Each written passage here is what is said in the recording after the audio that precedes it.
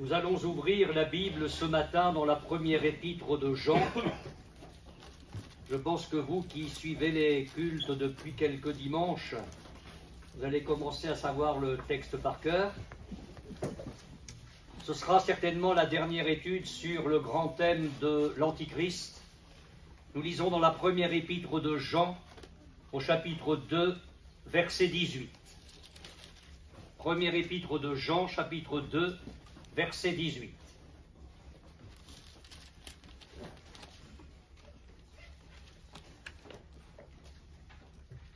Petits enfants, le Seigneur, l'apôtre Jean, de la part du Seigneur, ne s'adresse pas ici à des individus en bas âge.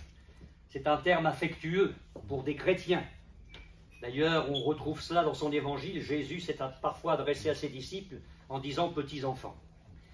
C'est la dernière heure. Et comme vous avez appris qu'un antichrist vient, il y a maintenant plusieurs antichrists. Par là, nous connaissons que c'est la dernière heure. Ils sont sortis du milieu de nous, mais ils n'étaient pas des nôtres. Car s'ils avaient été des nôtres, ils seraient demeurés avec nous. Mais cela est arrivé afin qu'il soit manifeste que tous ne sont pas des nôtres. Pour vous, vous avez reçu l'onction de la part de celui qui est saint, et vous avez tous de la connaissance. Je vous ai écrit, non que vous ne connaissiez pas la vérité, mais parce que vous la connaissez, et parce qu'aucun mensonge ne vient de la vérité. Qui est menteur, sinon celui qui nie que Jésus est le Christ? Celui-là est l'antichrist, qui nie le Père, c'est-à-dire Dieu le Père, et le Fils. Quiconque nie le Fils n'a pas non plus le Père. Quiconque confesse le Fils a aussi le Père. Que ce que vous avez entendu dès le commencement demeure en vous. Si ce que vous avez entendu dès le commencement demeure en vous, vous demeurerez aussi dans le Fils et dans le Père. Et la promesse qu'il nous a faite, c'est la vie éternelle. Je vous ai écrit ces choses au sujet de ceux qui vous égarent. Pour vous, l'onction que vous avez reçue de lui demeure en vous, et vous n'avez pas besoin qu'on vous enseigne, mais comme son onction vous enseigne toutes choses, et qu'elle est véritable et qu'elle n'est point un mensonge, demeurez en lui, selon les enseignements qu'elle vous a donnés. J'aimerais que nous poursuivions la lecture au chapitre 4, verset 1er. Bien-aimés, n'ajoutez pas foi à tout esprit, mais éprouvez les esprits pour savoir s'ils sont de Dieu. Car plusieurs faux prophètes sont venus dans le monde. Reconnaissez à ceci l'Esprit de Dieu. Tout esprit qui confesse Jésus-Christ, venu en chair, est de Dieu. Et tout esprit qui ne confesse pas Jésus n'est pas de Dieu. C'est celui de l'Antichrist, dont vous avez appris la venue et qui maintenant est déjà dans le monde. Et enfin, dans la seconde épître de Jean, puisqu'il en a écrit 3, seconde épître de Jean, le verset 7. Ne me demandez pas le chapitre, il n'y en a qu'un. Verset 7. Car plusieurs séducteurs sont entrés dans le monde qui ne confessent point que Jésus-Christ est venu en chair. Celui qui est tel, c'est le séducteur et l'antichrist. Nous avons lu dans notre première lecture, à propos des antichrists dans les églises, ce que l'apôtre Jean, apôtre du 1er siècle, a écrit. Ils sont sortis dans le monde. Ils sont sortis du milieu de nous et ils sont allés dans le monde. Donc ils sont sortis d'entre les membres des premières églises, églises du 1er siècle, et ils se sont répandus dans le monde pour véhiculer leur fausse doctrine. Quand le Seigneur Jésus a dit dans son enseignement « Je suis sorti du Père et je suis venu dans le monde, il emploie exactement la même expression. Littéralement, il a dit « Je suis sorti du Père vers le monde, dans le monde ». Les antichrists sortent du milieu de l'Église vers le monde, et Jésus, lui, est sorti du Père, il est venu du ciel vers le monde pour apporter le message de Dieu. Vous comprenez bien qu'il y a un abîme entre ces deux textes. Jésus est sorti du Père vers le monde pour le sauver. Jésus est venu vers nous avec tout l'amour de Dieu, toute la miséricorde, toute la bonté, tout le pardon de Dieu. Il est venu pour tirer l'être humain de sa misère. Il a dit « Je suis venu chercher et sauver ceux qui étaient perdus ». Le cœur de l'Évangile, c'est ceci. Dieu a tant aimé le monde qu'il a donné son Fils unique, afin que quiconque croit en lui ne périsse pas, mais qu'il ait la vie éternelle. Mais les antichrists sortent vers le monde pour le perdre. Oui, il y a un abîme entre ces deux paroles. Christ s'est donné lui-même en sacrifice sur la croix. Les antichrists désirent leurs propres intérêts, leur propre avantage. Christ est venu obéir à la volonté de Dieu son Père. Les antichrists suivent les penchants de leur cœur et en définitive les séductions du diable. Christ a apporté la vérité qu'il incarnait dans sa personne. La Bible dit que la grâce et la vérité sont venues par Jésus. Jésus a dit qu'il était la vérité et la vie. Les antichrists véhiculent et enseignent l'erreur. Et j'aimerais que nous prenions conscience, nous chrétiens, que nous vivons des temps très particuliers. Parce qu'il y avait au 1er siècle, mais les choses s'amplifient aujourd'hui, et nous le sentons bien, il y a deux courants. Ne cherchez pas une multitude de choses. Il y a deux courants. Il y a deux esprits, il y a deux peuples qui s'affrontent. Le peuple de Christ et le peuple de l'Antichrist. Les deux forces s'affrontent aujourd'hui dans le monde. Vous vous souvenez de ce que le Seigneur Jésus a dit dans l'une de ses prières à Dieu. Vous retrouverez cela dans l'évangile de Jean au chapitre 17, verset 18. « Comme tu m'as envoyé dans le monde, je les ai aussi envoyés dans le monde. » Et le dimanche soir de Pâques, alors qu'il apparaît ressuscité à ses disciples, Jésus leur dit « La paix soit avec vous, comme le Père m'a envoyé, moi aussi, je vous envoie. » Alors nous ne sortons pas de quelque chose. Nous sommes le peuple de Dieu, mais nous sommes là dans le monde pour apporter à nos contemporains ce que nous avons vécu avec le Seigneur. L'apôtre Jean a écrit « Mais ce que nous avons touché de nos mains, ce que nous avons entendu, ce que nous avons vu, ce que nous avons contemplé, nous vous l'annonçons. » Je ne peux pas, et nous ne pouvons pas, les uns et les autres ici, qui sommes chrétiens, apporter une religion au monde. Nous n'avons pas une religion. Nous avons Jésus dans nos vies. Amen. Alors, à un malade, qu'est-ce que je vais lui dire? Que nous n'avons rien contre la médecine. Béni soit Dieu pour les bienfaits de la médecine pour l'humanité. Mais ce que nous disons, c'est que quand les hommes sont dépassés, Jésus peut tout. Amen. Jésus m'a guéri de rhumatisme articulaire aigu et d'un souffle au cœur à l'âge de 11 ans, suite à la prière qui a été faite. Mon épouse a reçu 2 litres d'acide chlorhydrique pur à la figure. Elle devait rester défigurée pour sa vie. Vous la reverrez après la réunion, admirez-la, c'est la plus belle. Et s'il n'y avait pas eu ce miracle de Dieu sur le corps, sur le visage de ma femme, elle restait défigurée. Ça, vous pouvez discuter tout ce que vous voulez. Moi, je sais ce que j'ai vécu. La tête sur le billot, je renie pas ça. Jésus est ma vie. Amen. Jésus change les vies. On a vu des drogués être libérés par Dieu. On a vu des bandits se convertir au Seigneur et changer de vie et devenir des pasteurs. Oui, Jésus est notre espérance.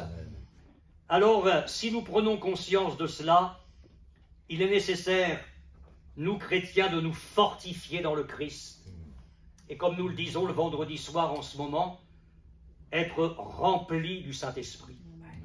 Nous ne pouvons pas aller vers les gens avec, excusez-moi, du baratin religieux, avec des formules, avec des discours.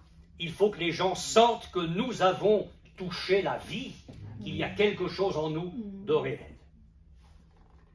Alors, je l'ai dit, c'est certainement notre dernière étude sur ce grand sujet ce matin. J'ai beaucoup de choses à vous dire, mais je vais tailler pour que nous finissions à une heure raisonnable. Je pense qu'au plus tard, à 17 h, nous aurons fini.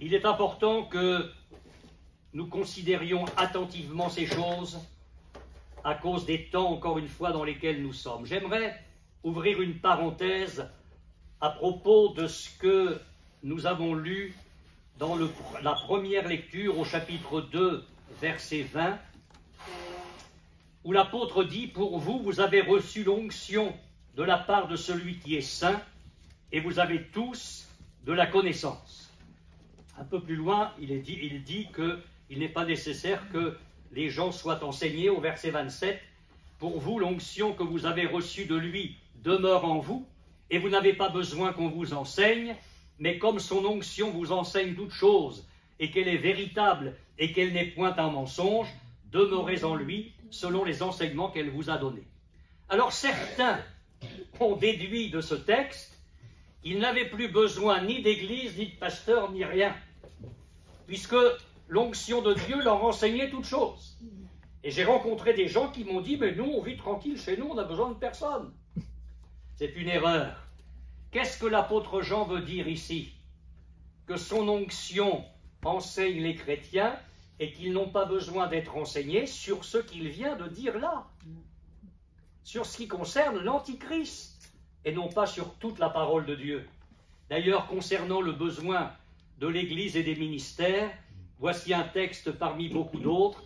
L'apôtre Paul a écrit aux Éphésiens, « Et Christ a donné les uns comme apôtres, les autres comme prophètes, les autres comme évangélistes, les autres comme pasteurs et docteurs, pour le perfectionnement des saints, en vue de l'œuvre du ministère et de l'édification du corps de Christ, qui est l'Église, jusqu'à ce que nous soyons tous parvenus à l'unité de la foi et de la connaissance du Fils de Dieu, à l'état d'homme fait, à la mesure de la stature parfaite de Christ, afin que nous ne soyons plus des enfants flottants et emportés à tout vent de doctrine par la tromperie des hommes, par leur ruse dans les moyens de séduction, mais que, professant la vérité dans l'amour, nous croissions à tous égards en celui qui est le chef, Christ. Nous avons besoin de l'Église, nous avons besoin les uns des autres, et en vivant ensemble notre foi, nous nous développons, nous progressons, nous nous affermissons. Je ferme la parenthèse. Dans le texte, les trois textes que nous avons lus, et ce sera en effet mon dernier message, nous avons ici dans la parole de Dieu les caractéristiques de l'esprit de l'Antichrist. On va au cœur du problème ce matin. J'oserais dire l'ADN spirituel, en quelque sorte, de cet esprit satanique. Trois choses.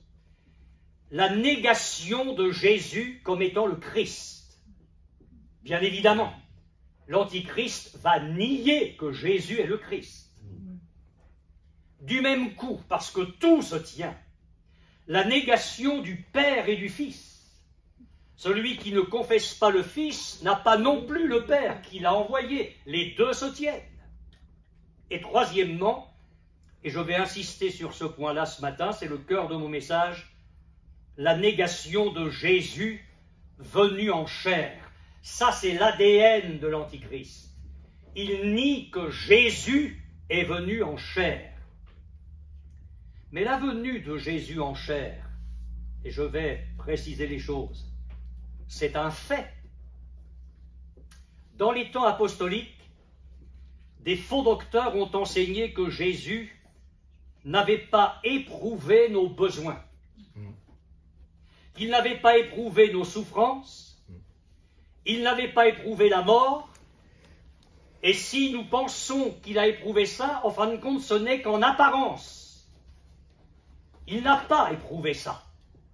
Et ils prétendent que tout cela aurait été indigne de Dieu. Nier que Jésus soit venu en chair, c'est nier l'œuvre puissante de la croix. Jésus n'a pas fait semblant de souffrir, Jésus n'a pas fait semblant de mourir sur la croix, il est mort pour nous. L'autre erreur, et je voudrais dire l'autre mensonge, consiste à admettre la vraie humanité de Jésus, mais en niant à des degrés divers sa divinité. Alors on supprime la vérité de Dieu faite homme. Vous savez, cela ne gêne nullement le diable que les êtres humains croient en Jésus comme un simple homme.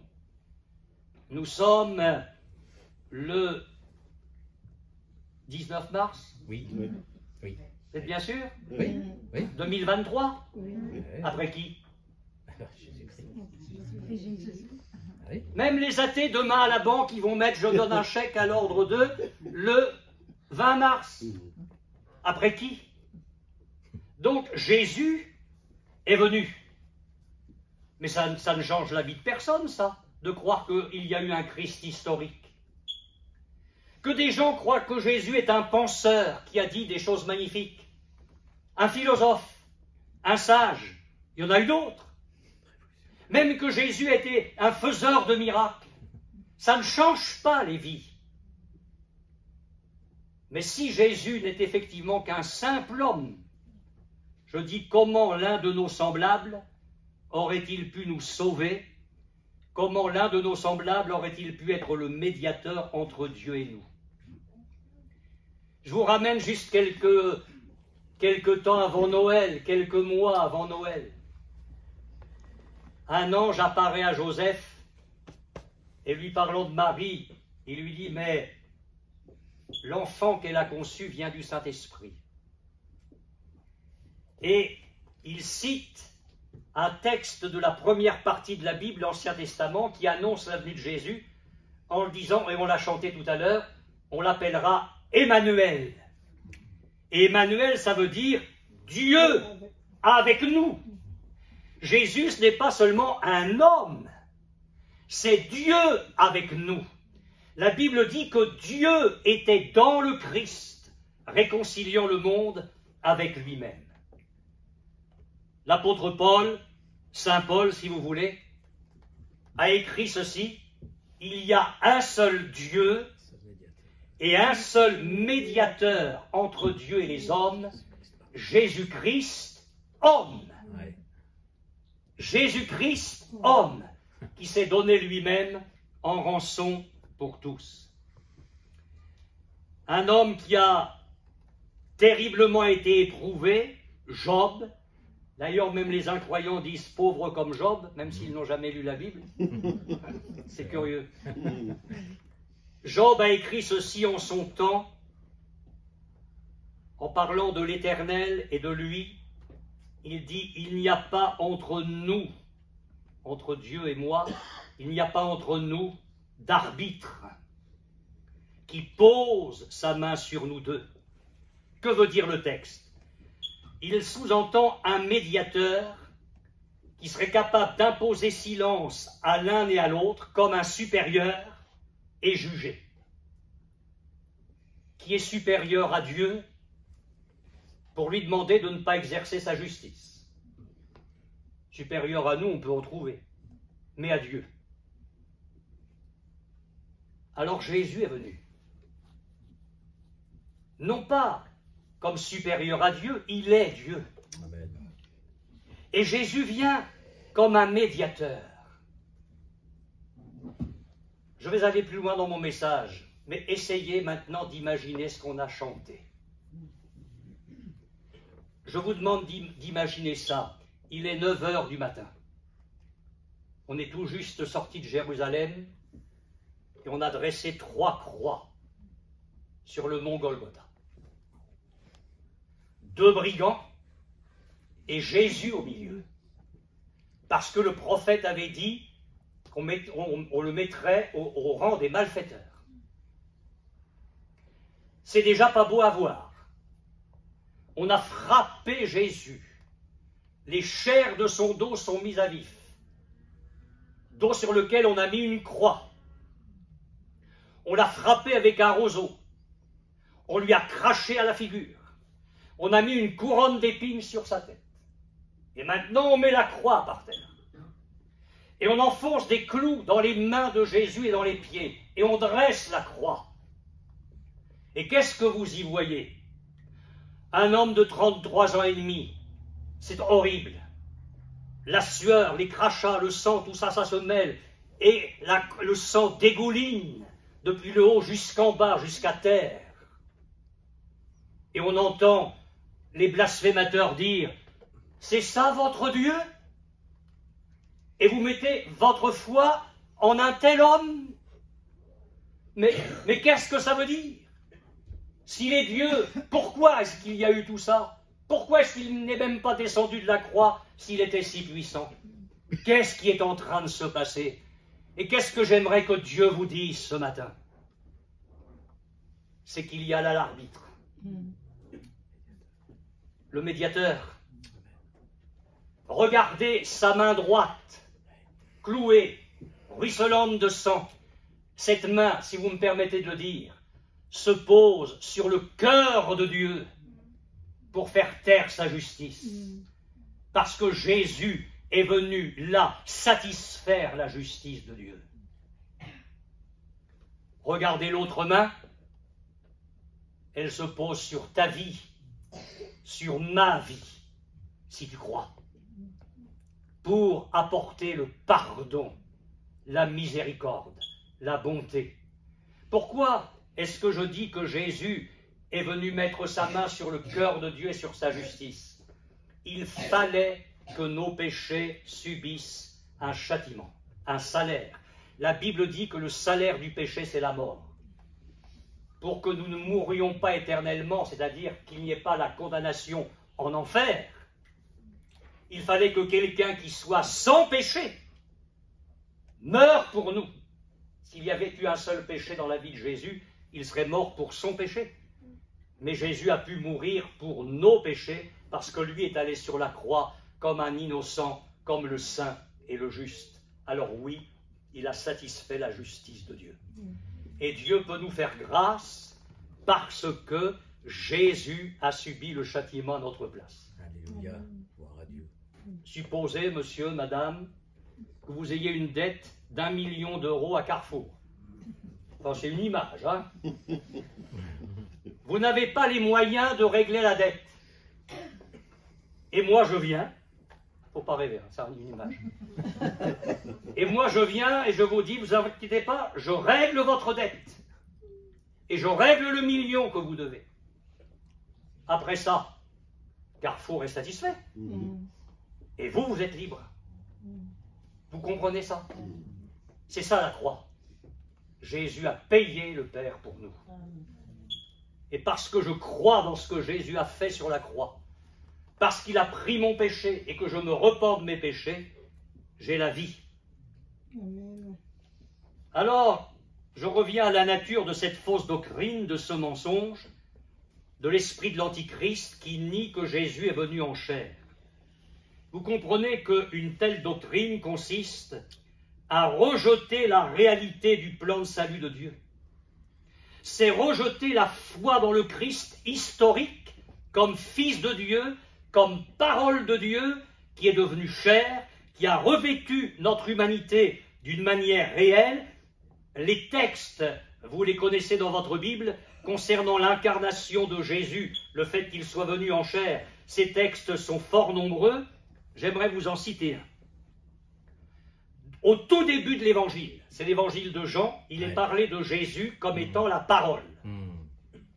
Au commencement était la parole. La parole était avec Dieu et la parole était Dieu. Mais c'est qui ça? Eh bien, dans l'Apocalypse, on est presque à la fin de la Bible, Jean écrit « Je vis le ciel ouvert, et voici parut un cheval blanc. Celui qui le montait s'appelle Fidèle et Véritable, et il juge et combat avec justice. On sait qu'il est question de Jésus. Ses yeux étaient comme une flamme de feu. Sur sa tête étaient plusieurs diadèmes. Il avait un nom écrit que personne ne connaît si ce n'est lui-même. Il était revêtu d'un vêtement teint de sang. Son nom est la parole de Dieu. Eh oui. Ça ne vous fait pas plus d'effet que ça? Eh si. Allez. Son nom est la parole de Dieu. Jésus est appelé la parole de Dieu. Et quand l'Évangile me dit au commencement était la parole était avec Dieu, la parole était Dieu, elle me montre Jésus. Quand il est dit dans la Genèse, Dieu dit, Dieu dit, Dieu dit, chaque fois Dieu parle et les choses arrivent. Moi je crois que c'est plus que... Enfin, ça c'est ma petite théologie. Je crois que ça va plus loin que le fait que Jésus, que Dieu ait dit les choses. Parce que la Bible me dit que tout a été créé par Jésus et pour Jésus, qui est l'égal de Dieu. Et pour moi, dans la Genèse, quand il est dit « Dieu dit que la lumière soit », en fin de compte, c'est qu'au travers de Jésus qui est la parole, tout se fait.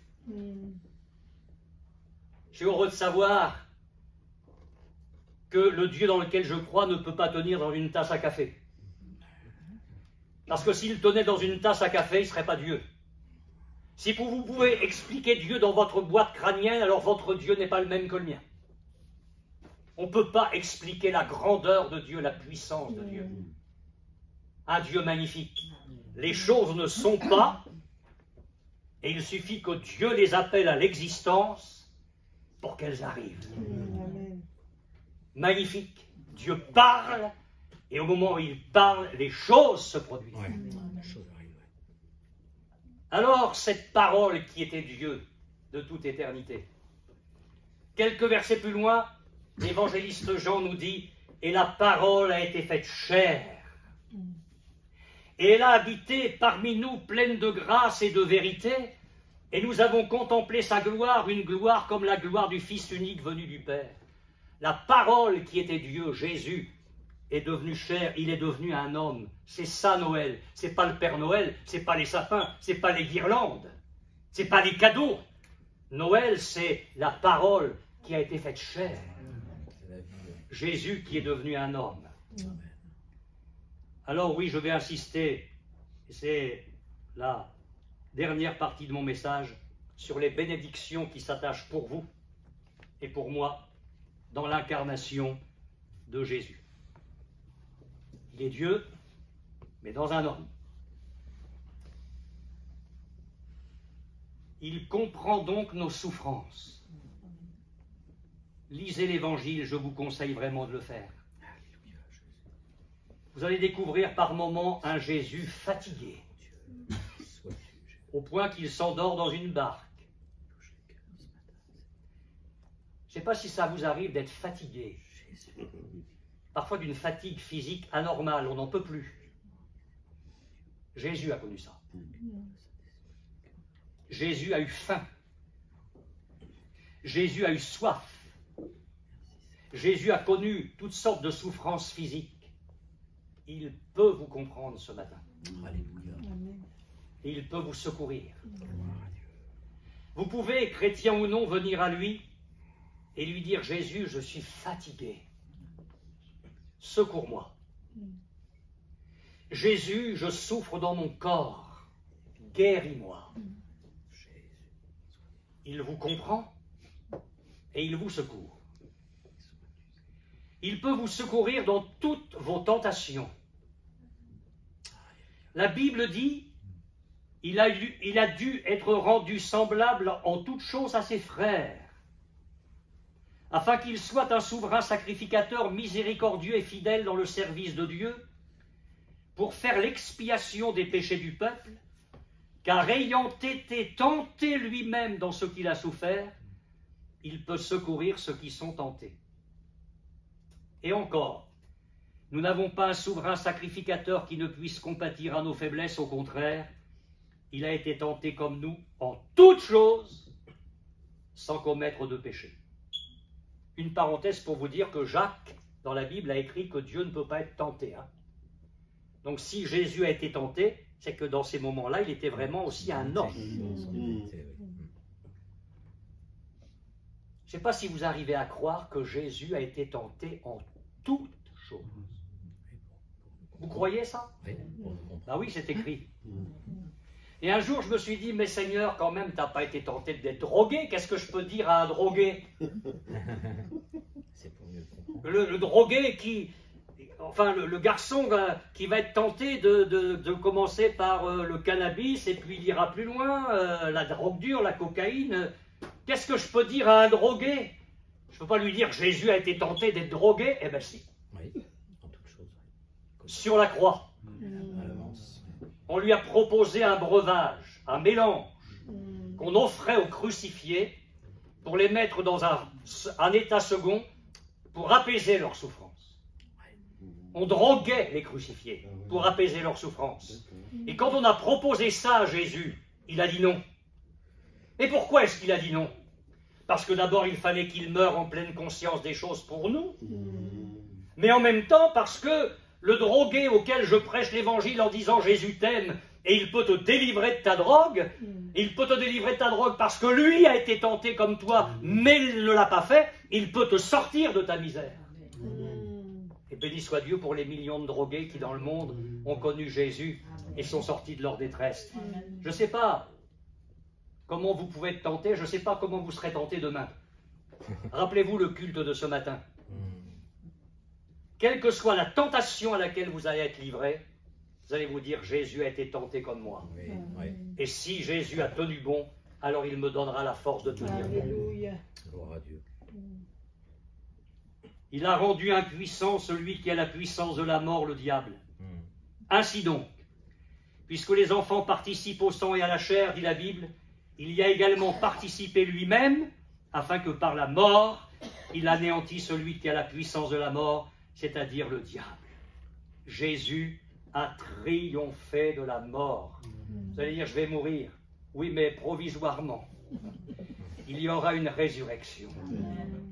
Jésus a ressuscité des morts, mais nous savons par la Bible que les chrétiens ressusciteront et ils vont se trouver au ciel pour toujours avec Jésus. Je fais vite. La parole Jésus a été faite chair. Jésus est venu comme un homme, et je voudrais vous dire que c'est le plus grand événement qui se soit accompli depuis la création du monde par cette même parole. Il y a eu des événements importants. Quand il y a eu le Big Bang, s'il y a eu un Big Bang, et c'est possible, certainement, et que des milliards de galaxies ont été créées. Je ne sais pas comment on peut nier l'existence de Dieu, il faut être fou. Il y a des lois mathématiques qui régissent tout ça. C'est impressionnant cet univers. C'est toute cette vaste machine. Dieu a créé tout ça. Et le plus grand événement après tout cela, c'est que Jésus est venu sur notre terre pour sauver l'humanité. Quand les Américains sont arrivés sur la Lune, l'un des astronomes a dit que le plus important, ce n'est pas que l'homme ait marché sur la Lune, mais c'est que Dieu ait marché sur la terre. Oui, Jésus est venu sur notre terre de misère. La parole a été faite chair. Il n'a pas eu seulement un corps. Il est question ici de la nature humaine, l'homme tout entier dans un état de faiblesse, de souffrance, de mortalité, auquel nous sommes réduits à cause du péché. Jésus n'a pas participé au péché des hommes, gloire à Dieu, mais il est devenu parfaitement homme pour nous secourir. Quel est le fondement de la foi chrétienne exprimé dans notre texte d'aujourd'hui? C'est que Jésus, le Fils de Dieu, est devenu un homme, qu'il est né au sein de notre humanité afin de la sauver en la pénétrant d'une vie nouvelle. J'ai une bonne nouvelle avant qu'on se quitte ce matin, c'est que Jésus a pris notre condition humaine pour que nous retrouvions la nature divine qui avait été abîmée, perdue par le péché. Ça va très loin, la Bible va très loin, elle a un programme magnifique pour nous. L'apôtre Pierre nous parle des belles promesses, des merveilleuses promesses du Seigneur. afin que par elle nous devenions participants de la nature divine. Je ne sais pas comment vous jugez les choses, moi je me trouve beau. Ah, c'est bien. Ouais. Quand on a Dieu en soi, Ouais. quand on participe à la nature de Dieu, on est en devenir, hein, il y a quelques progrès à faire, mais nous participons à la nature de Dieu. La Bible dit que nous sommes participants de Christ. Écoutez l'Évangile, c'est magnifique. À tous ceux qui croient en Jésus, à tous ceux qui l'ont reçu, qui croient en Jésus, Jésus leur donne le droit, le pouvoir, l'autorité de devenir des enfants de Dieu. Amen. Les pensées changent, deviennent des pensées pures, des pensées simples. Les sentiments changent. La vie quotidienne change, le foyer change. Un homme était alcoolique, il est venu dans l'une de nos réunions, il s'est magnifiquement converti au Seigneur, il a laissé la bouteille de côté, et quand il donnait son témoignage, il a dit « Même le chat s'est rendu compte que j'étais converti. » Oui. Dieu change les vies. Amen. Dieu change les vies. Béni soit son nom. Il faut que nous retenions cette grande vérité de la parole de Dieu. Et je voudrais souligner, pour finir, l'esprit de l'Antichrist. Il est dit « Quiconque ne confesse pas Jésus ». Mais le texte grec, parce que ce qu'on a là, c'est une traduction, le texte original, je comprends que les traducteurs n'aient pas mis ça, je le comprends. Mais littéralement, il est dit « celui qui ne confesse pas le Jésus ». On a envie de dire quand même, Jean, on ne parle pas du Seigneur comme ça. Celui qui ne confesse pas le Jésus, qu'est-ce que ça veut dire? Mais le Jésus dont je viens de parler, c'est ça que ça veut dire. Quiconque ne confesse pas le Jésus dont je viens de parler, c'est-à-dire celui qui est venu en chair pour sauver le monde, eh bien, celui qui ne confesse pas ce Jésus-là n'est pas de Dieu. Parce que alors pourrait y avoir un autre Jésus que le Jésus? Oh oui. Oh oui, déjà au 1er siècle. Écoutez, saint Paul, je m'étonne que vous vous détourniez si promptement de celui qui vous a appelé par la grâce de Dieu pour passer à un autre évangile. Non pas qu'il y ait un autre évangile, mais il y a des gens qui vous troublent et qui veulent renverser l'évangile de Christ. Mais quand nous-mêmes, quand un ange du ciel annoncerait un autre évangile que celui que nous vous avons prêché, qu'il soit anathème, maudit. Nous l'avons dit précédemment et je le répète à cette heure, si quelqu'un vous annonce un autre évangile que celui que vous avez reçu, qu'il soit maudit. Il y a un autre évangile. C'est pour ça que je vous supplie, vous qui venez dans les réunions, vous écoutez, mais je ne vous demande pas d'accepter tout ce que je dis comme ça.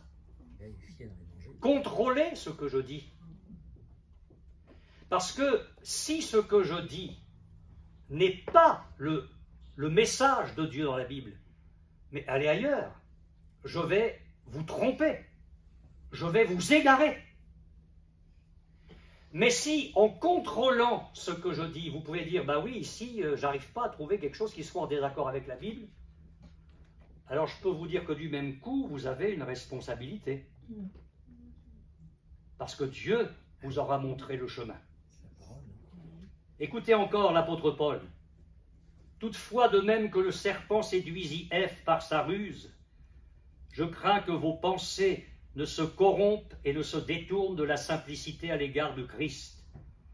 Car si quelqu'un vient vous prêcher un autre Jésus que celui que nous avons prêché, ou si vous recevez un autre esprit que celui que vous avez reçu, ou un autre évangile que celui que vous avez embrassé, vous le supportez fort bien. Je vous le dis, les choses iront bien plus loin dans les temps de la fin. L'esprit de l'Antichrist est dans le monde et tout se met en place pour détruire la civilisation judéo-chrétienne au profit d'un système foncièrement satanique. Nous aurons besoin, les chrétiens auront besoin de discernement spirituel. Ma conclusion est la suivante. Elle s'adresse à chacun. Aux chrétiens, pour discerner les choses, à ceux qui ont besoin de le devenir. Comment reconnaître l'esprit qui influence une personne? Vous voulez savoir comment on peut reconnaître si quelqu'un porte en lui l'Esprit de Dieu ou au contraire l'Esprit de l'Antichrist? Oh, c'est très simple. À la position de cœur. Je ne dis pas une position intellectuelle seulement. Il peut y avoir une position intellectuelle qui ne change rien. Je parle d'une position de cœur qui amène la repentance, qui amène la conversion. Eh bien, tout dépend de la position de cœur que la personne a en présence de ce fait divin. Jésus est venu en chair pour me sauver. Alors pourquoi cette grande caractéristique de l'esprit de l'Antichrist? Le peuple de Dieu lui va confesser que Jésus est le Christ et il se sera donné à lui. Tous les autres l'auront admis ou pas, mais ça n'aura rien de toute façon, rien changé dans leur vie. Pourquoi cet esprit de l'Antichrist qui nie Jésus? Parce que l'Antichrist va se présenter lui-même sous l'influence de Satan comme le sauveur de l'humanité, pour en réalité la conduire à la perdition. Il faut donc détruire toute croyance dans la venue de Christ en chair. Si on veut résumer tout ce qui a pu être dit depuis des semaines, l'Antichrist, c'est l'homme qui se proclame Dieu. C'est écrit dans la Bible. Et il se proclamera Dieu pour conduire l'humanité à la perdition, l'amener à adorer le diable et à l'adorer lui. Christ, c'est Dieu qui s'est fait homme. Et c'est tout le contraire. Dieu qui se fait homme pour nous sauver et nous conduire un jour à la félicité éternelle. J'espère que chacun de nous ferons le bon choix. Dire c'est de Christ dont j'ai besoin. Christ venu en chair, mais qui peut venir dans mon cœur comme le Sauveur, le Seigneur de ma vie, faire de moi un vrai chrétien, non pas selon ce que j'ai pu hériter autrefois, mais selon ce que la parole de Dieu et l'Évangile me dit. Que Dieu vous bénisse tous. On va prier et je terminerai avec quelques annonces rapides.